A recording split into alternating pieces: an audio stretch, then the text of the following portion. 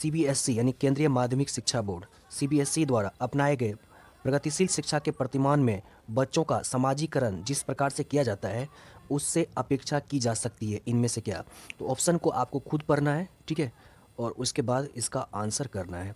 तो इसका right answer ये है सेकेंड, वे सामूहिक कार्य में सक्रिय भागीदारिता का निर्वाह करें तथा सामाजिक कौशल सीखें। इसका सेकेंड आंसर हो जाएगा be an active participant in the group work and learn social skills. एक का दो आंसर हो जाएगा। नाउ क्वेश्चन नंबर सेकेंड देखिए, निम्नलिखित में से कौन सा वाई गोत्स्की के सामाजिक सांस्कृतिक सिद्धांत पर आधारित है। इनमें से कौन सा। ए है सक्रिय अनुकूलन, पारस्परिक शिक्षण, उसी तरह से 3 में है और 4 में दिया हुआ है। तो इसका राइट आंसर हो जाएगा सेकेंड, पारस्परिक शिक्षण यानी रेसिप्रोकल टीचिंग वाई गोत्स्की का सामाजिक सांस्कृतिक सिद्धांत पर आधारित है। नेक्स्ट क्वेश्चन है, एक शिक्षिका अपनी कक्षा से कहती है सभी प्रकार के प्रदत्त कार्यों का निर्माण इस प्रकार किया गया है कि प्रत्येक विद्यार्थी अधिक प्रभावशाली ढंग से सीख सके, अतः सभी विद्यार्थी बिना किसी अन्य की सहायता से अपना कार्य पूर्ण करें। वह कोहलबर्ग के जिस नैतिक विकास के चरण की ओर संकेत करती है इनमें से कौन सा है, ये पूछा जा रहा है। ऑप्शन आप लोग खुद ध्यान से देखिए। तो इसका राइट आंसर 1 है औपचारिक चरण, 4 कानून और व्यवस्था के संदर्भ में, 3 का 1 is right answer. Now next question number 4 है, 14 वर्षीय देविका अपने आप में पृथक स्वनियंत्रित व्यक्ति की भावना को विकसित करने का प्रयास कर रही है। वह विकसित कर रही है इनमें से क्या। ऑप्शन जस्ट सामने है तो ऑप्शन आप लोग को ध्यान से देखना है एंड आंसर करना है। 4 का 2 इस राइट आंसर है स्वायत्ता। वह विकसित कर रही है स्वायत्ता को यानी ऑटोनॉमी को विकसित कर रही है, ऑटोनॉमी स्वायत्ता। नाउ क्वेश्चन नंबर 5 है, प्रगतिशील शिक्षा के संदर्भ में निम्नलिखित में से कौन सा कथन जॉन ड्यू के अनुसार समुचित है। इनमें से कौन सा कथन। ऑप्शन आप लोग ध्यान से देखिए, समझिए, उसके बाद आंसर करना है। तो इसका राइट आंसर सेकेंड है विद्यार्थियों को स्वयं ही सामाजिक समस्याओं को सुलझाने में सक्षम होना चाहिए, जॉन ड्यू के अनुसार। नाउ नेक्स्ट क्वेश्चन नंबर 6 है, भाषा अवबोधन से संबद्ध विकार इनमें से कौन सा है। भाषा अवबोधन से संबंध विकार, क्वेश्चन नंबर 6 का 4 भाषाघात इज राइट आंसर। भाषा अवबोधन से संबंध विकार है भाषाघात।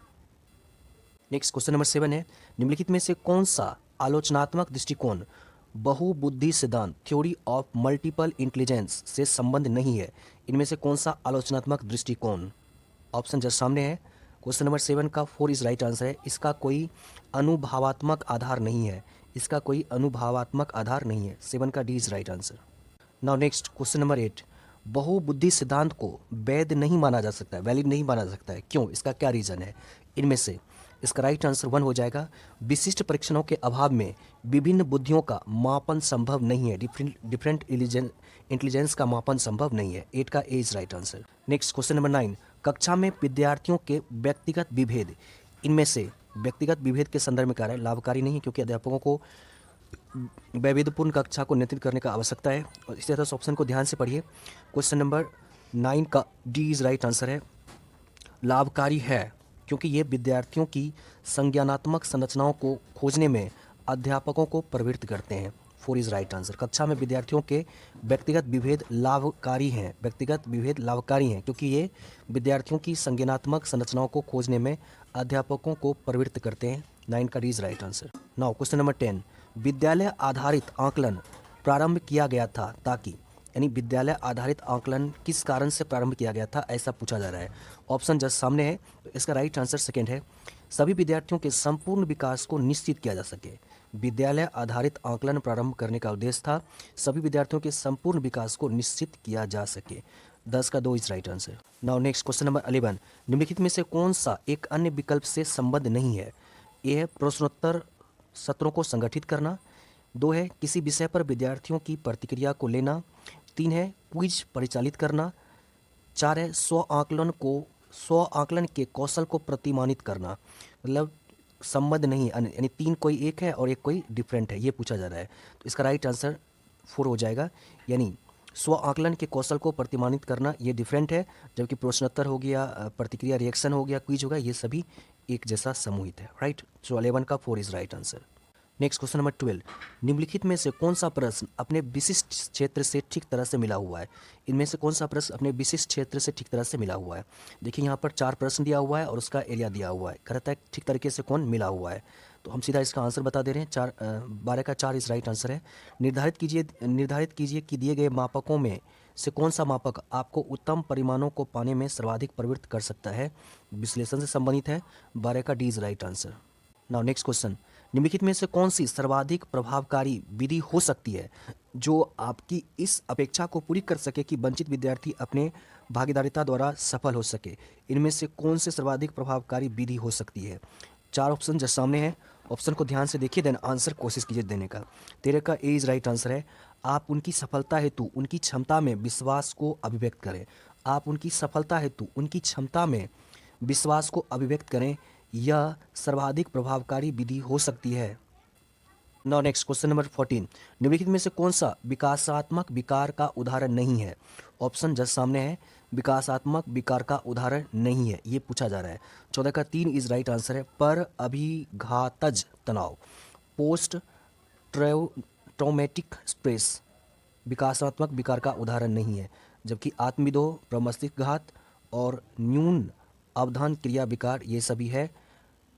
इसका 14 का 3 इज राइट आंसर है, सी। नेक्स्ट क्वेश्चन नंबर 15, बहुशिक्षण शास्त्रीय तकनीकें, वर्गीकृत अधिगम सामग्री, बहु आकलन तकनीकें तथा परिवर्तनीय जटिलता एवं सामग्री का स्वरूप निम्नलिखित में से किससे संबंध है। इनमें से ऑप्शन को ध्यान से पढ़िए। इसका राइट आंसर सी है, विभेदित अनुदेशन। विभेदित अनुदेशन। नाउ नेक्स्ट क्वेश्चन नंबर 16, निम्नलिखित में से प्रतिभाशील अधिगमकर्ताओं के लिए क्या समुचित है। इनमें से प्रतिभाशील अधिगमकर्ताओं के लिए क्या समुचित है यानी उचित है। Question number 16 C is right answer है। अपनी उच्च स्तरीय संवेदनात्मकता के कारण वे भी निम्न श्रेणी पा सकते हैं। अपने उच्च स्तरीय संवेदनात्मकता के कारण वे भी निम्न श्रेणी पा सकते हैं। 16 का C is right answer. Now question number 17, विद्यालयों में समावेशन मुख्यतः केंद्रित होता है किस संदर्भ में। विद्यालय में समावेशन मुख्यतः केंद्रित होता है किस संदर्भ में। क्वेश्चन नंबर 17 का 1 इज राइट आंसर है। विशिष्ट श्रेणी वाले बच्चों के लिए सूक्ष्म अति सूक्ष्म प्रावधानों के निर्माण पर विद्यालयों में समावेशन मुख्यतः केंद्रित होता है। नेक्स्ट क्वेश्चन नंबर 18, बच्चों में सीखी गई निस्सहायता का कारण है। निस्सहायता का क्या कारण है। बच्चों में सीखी गई निस्सहायता का क्या कारण है। क्वेश्चन नंबर 18 का 1 इज राइट आंसर है।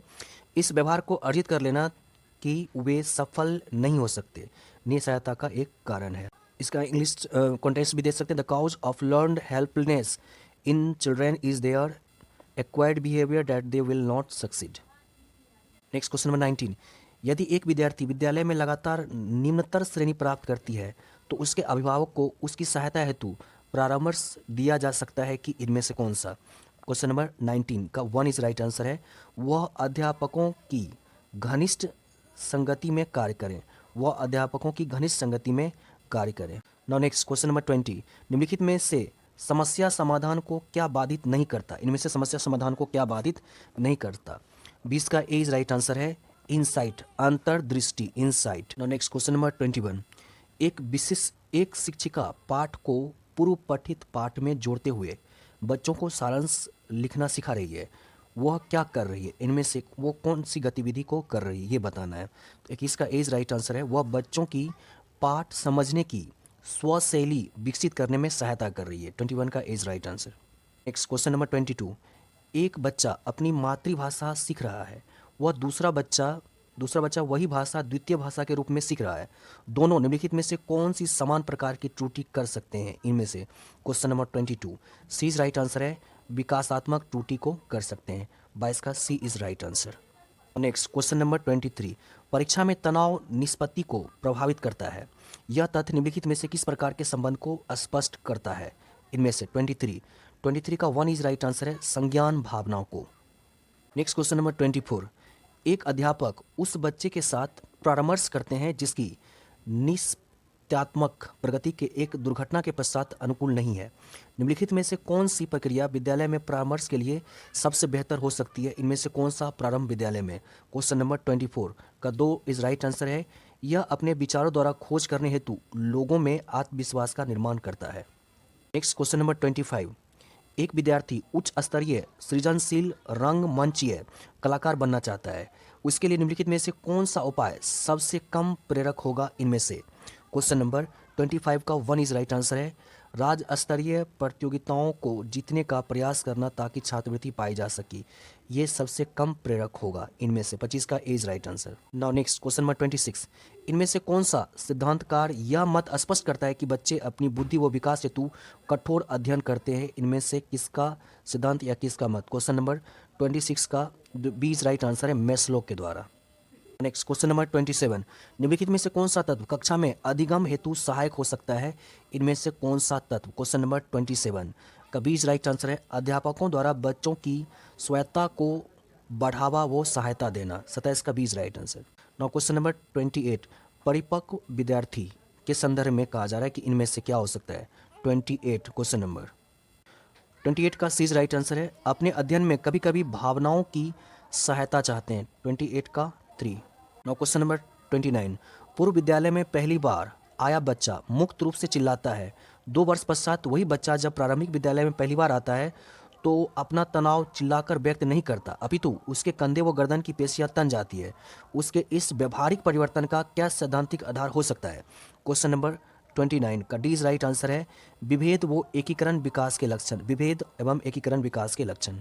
Now question number 30। निम्नलिखित में से कौन सा कथन सत्य है? ये कथन दिया हुआ है, इसमें से कोई एक कथन सत्य है तो इसमें से बताना है। तो इसका राइट आंसर ए ही है। आनुवांशिक बनावट व्यक्ति की परिवेश की गुणवत्ता के प्रति प्रतिरोधात्मकता को प्रभावित करते हैं। इस तरह से हम लोगों ने 30 प्रश्न किया बाल विकास एवं शिक्षा छात्र से, जो एग्जाम के दृष्टिकोण से अति ही महत्वपूर्ण है। तो इसको देख करके श्योर एग्जाम में जाइए, ठीक है। इसी तरह का दूसरा सेट भी आएगा 30 प्रश्न, तो उसको भी जरूर देखिएगा और वीडियो को शेयर जरूर कर दीजिएगा। ओके, मिलते हैं नेक्स्ट क्लास में। Thanks lot of. और वीडियो को शेयर जरूर कर दीजिएगा। ओके, मिलते हैं नेक्स्ट क्लास में। Thanks lot of.